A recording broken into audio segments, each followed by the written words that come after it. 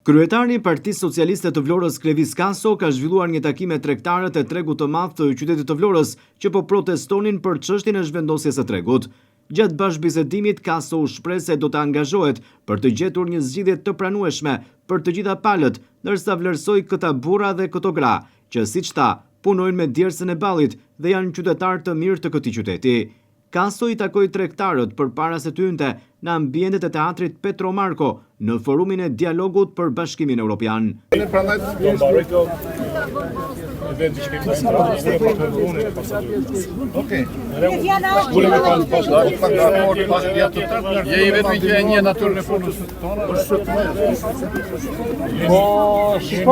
Jeni burra shumë të mirë të qytetit.